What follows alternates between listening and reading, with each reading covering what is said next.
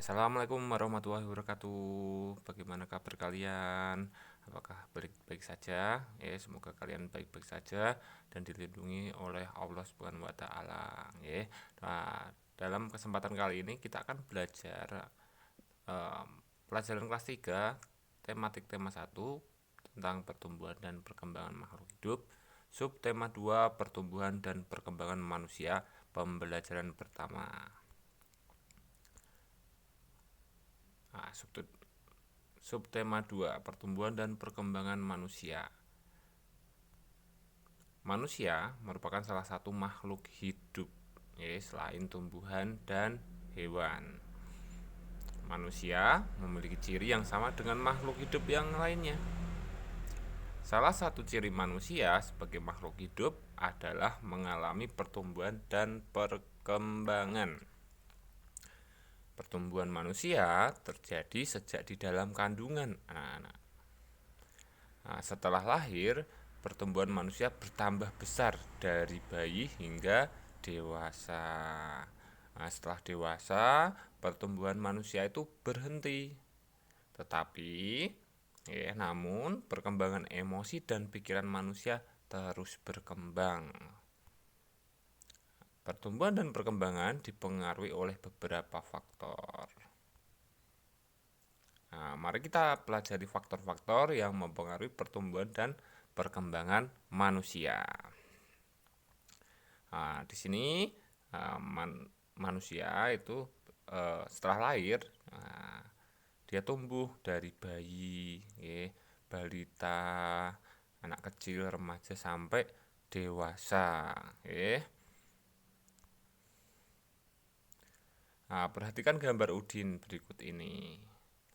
Nah, Udin ini baru masih bayi. Nah, setelah lahir dia bersama orang tuanya, masih kecil. Kemudian dia tumbuh, sudah bisa merangkak tapi belum bisa berjalan. Nah, kemudian Udin tumbuh lagi, dia sudah belajar untuk berjalan walaupun masih dibantu oleh ibunya. Nah, apa kamu dapat menemukan perubahan yang dialami Udin berdasarkan gambar tersebut, anak-anak? Gambar di atasnya ini, coba kalian tuliskan, perubahan yang dialami Udin sejak bayi sampai saat ini adalah, apa? Kerjakan di buku tugas kalian. Nah, kalau ini gambar Udin baru minum susu lewat botol. Kenapa lewat botol? Ya, kalau pakai gelas karena masih kecil nanti tumpah, makanya pakai botol biar tidak tumpah, anak-anak. Nah, kalau di sini Udin sudah beranjak besar, dia sudah bisa menggunakan garpu sama sendok, bisa menggunakan kedua tangannya dengan baik untuk makan dan minum, bisa memegang dengan baik, ya. Nah, perubahan yang dialami Udin sejak bayi sampai saat ini adalah apa, anak-anak? Dari gambar kedua ini, coba kalian tuliskan di buku tugas kalian. Selanjutnya, apakah kamu mengalami pertumbuhan dan perkembangan seperti Udin? Cobalah mencari tahu dari orang tuamu tentang pertumbuhan dan perkembanganmu dari sejak lahir sampai saat ini. Ya, kalian cari tahu, tanya dengan orang tua kalian, Nah, tentang pertumbuhan kalian dan perkembangan kalian yang dulu masih kecil, bayi, lahir, sampai sekarang kelas 3, yang sudah besar, bisa makan sendiri, Nah, informasi yang dapat kamu tanyakan tentang pertumbuhan dan perkembangan, misalnya tentang berat dan tinggi badan saat lahir. Saat lahir kamu itu beratnya berapa? Tingginya berapa? Pasti diukur di tempat persalinan sama Bu Bidan atau dokternya. Selain itu, kamu juga dapat mencari informasi mengenai kemampuanmu dalam merangkak dan berjalan. Ya, informasi yang kamu tanyakan kepada orang tua itu selain berat dan tinggi badan, itu juga tentang kemampuanmu dalam merangkak dan berjalan. Ya, dipahami ya ini. Nah, sebelum kalian mencari tahu, bertanya kepada orang tua kalian, kalian buatlah daftar pertanyaan dahulu.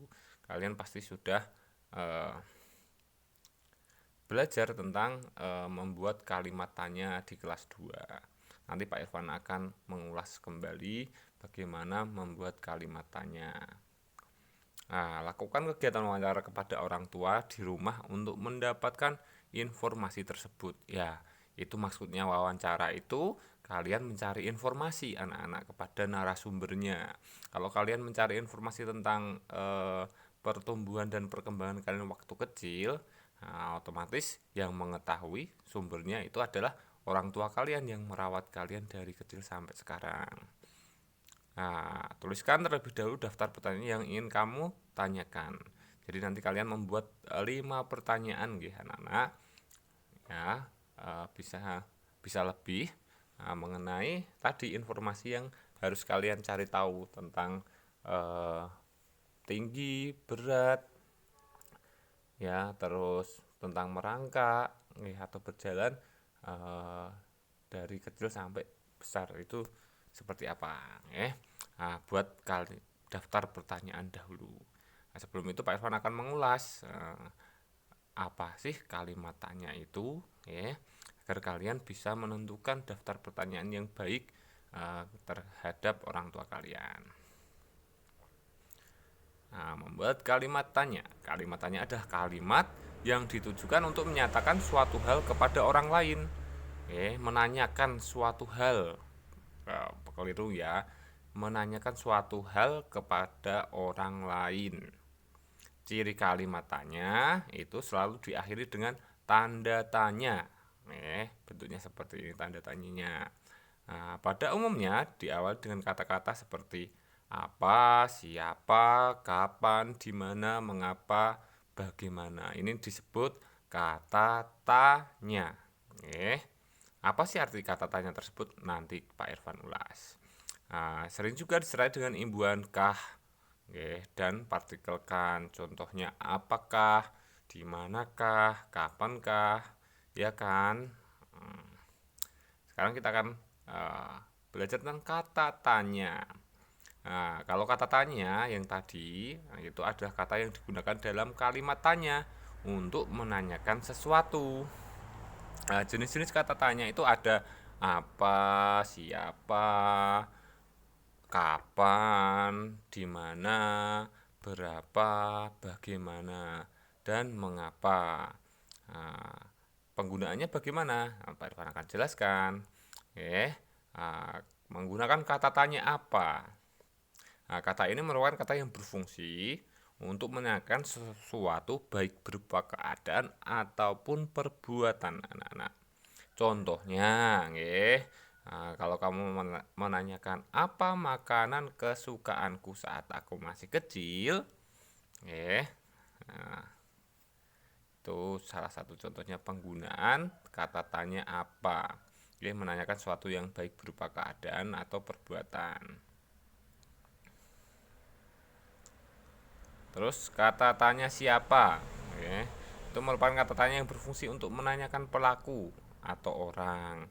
Misalnya, siapa yang mengajarkanku cara berjalan waktu kecil? Nanti menjawabnya, yang mengajarkan kamu cara berjalan waktu kecil adalah siapa yo? Terus kata tanya kapan? Kalau kapan itu merupakan kata tanya yang berfungsi untuk menanyakan waktu peristiwa terjadinya sesuatu. Misalnya, kapan aku mulai belajar merangkak? Nah, ini menanyakan waktu. Waktu kamu mulai belajar merangkak. Nah, kalau menjawab pertanyaan seperti ini, semuanya dalam menjawab kalimat tanya, ulangilah apa yang ditanyakan. Nah, aku mulai belajar merangkak mulai umur 1 tahun, mungkin seperti itu. Selanjutnya ada kata tanya di mana. Kalau di mana itu berfungsi untuk menanyakan tempat suatu peristiwa berlangsung. Misalnya di mana tempat aku dilahirkan. Oke. Nah, terus ada lagi kata tanya berapa. Kalau berapa itu menanyakan tentang jumlah. Oke. Tentang banyak, jumlah atau satuan. Contohnya, berapa umurku saat aku bisa berjalan? Oke. Nah, selanjutnya kata tanya bagaimana. Kalau kata tanya bagaimana itu berfungsi menanyakan cara ataupun proses sebuah peristiwa berlangsung, serta untuk menanyakan keadaan atau kejelasan suatu hal. Nah, contohnya, bagaimana cara ibu mengajariku cara berjalan? Oke, itu menanyakan cara. Ibu kamu mengajarkanmu cara berjalan. Dan kata tanya terakhir itu mengapa. Kalau mengapa itu berfungsi sebagai penanya alasan, oke? Menanyakan alasan atau sebab sebuah peristiwa terjadi. Misalnya, mengapa ayah dan ibu selalu mengajariku belajar? Itu kata-kata tanya dan artinya. Jadi nanti kalian membuat daftar pertanyaan. Gunakanlah kata tanya seperti ini tadi. Ya, kalimat tanya itu diawali dengan kata tanya dan diakhiri dengan tanda tanya. Jadi saat membuat daftar pertanyaan, ingat kata tanya yang tepat untuk mencari informasi yang kalian inginkan. Nah, selanjutnya anak-anak, manusia sebagai makhluk hidup mengalami pertumbuhan dan perkembangan. Bertambah berat serta tinggi badan merupakan salah satu contoh pertumbuhan. Kekuatan tangan manusia juga mengalami perkembangan. Contohnya seperti yang terlihat pada gambar, yaitu saat masih kecil, dia kesulitan untuk memegang botol susu. Akan tetapi, setelah tubuh Edo bertambah besar dan kuat, Edo dengan mudah dapat memegang tempat minum yang lebih berat dari botol susu. Kekuatan tangan dapat dilatih melalui kegiatan olahraga dan menari. Kuat dan lemah dari gerakan tangan digunakan dalam menari. Nah, di sini kita akan belajar tentang gerakan kuat dan lemah dalam menari. Nah, coba lakukan gerakan kuat dan lemah pada tangan sesuai perintah berikut ini. Pertama, ya, lakukan gerakan kuat seperti orang yang sedang mendorong meja. Nah, coba kalau kalian mendorong meja gimana? Tangan maju ke depan, dan didorong. Lalu itu gerakan lemah seperti orang memegang kapas. Nah, itu salah satu gerakan kuat dan gerakan lemah. Nah, coba kalian rasakan perbedaan dari kedua gerakan tersebut. Adakah bedanya anak-anak? Nah, mari mencoba berbagai contoh gerakan kuat dan lemah tangan pada saat menari. Gerakan pertama adalah mengangkat tangan kanan, lalu tangan kiri. Angkat tangan dengan kuat seperti sedang mengangkat beban. Jadi gerakannya itu harus kuat, ya, penuh dengan tenaga. Seperti mengangkat beban. Kalau gerakan kedua, turunkan kedua tangan secara perlahan. Kedua tangan diturunkan sambil menggerakkan jari tangan menirukan air hujan. Nah, gerakan ketiga adalah rentangkan kedua tangan ke samping seperti pada gambar sehingga membentuk huruf U. Nah, jadi setelah direntangkan tangannya dibengkokkan membentuk huruf U. Selanjutnya gerakan keempat, gerakan memutar pergelangan tangan secara perlahan-lahan. Nah, tadi kan direntangkan membentuk huruf U. Lalu direntangkan lagi, putar pergelangan tangan kalian secara perlahan-lahan. Nah, gerakan kelima adalah mengacungkan tangan ke depan dengan kuat, lalu membalikkan kedua telapak tangan dengan arah yang berbeda. Oke. Selanjutnya gerakan keenam adalah bertepuk tangan. Tepuk tangan dapat divariasikan dari gerakan yang lemah sampai kuat. Ya, misalnya bertepuk dengan 2 jari, 4 jari, 6 jari, 8 jari, dan terakhir 10 jari. Nah, itu tadi gerakan lemah dan kuat. Ya. Nah, sekarang kita akan belajar tentang penjumlahan dan pengurangan. Oke. Nah, badan kita mengalami pertumbuhan. Kemampuan kita pun mengalami perkembangan, anak-anak. Pada saat kelas 1, kalian baru belajar nama dan lambang bilangan sampai bilangan puluhan. Lalu berkembang menjadi bilangan ratusan dan ribuan, bahkan puluhan ribuan. Kalian juga sudah belajar penjumlahan dan pengurangan.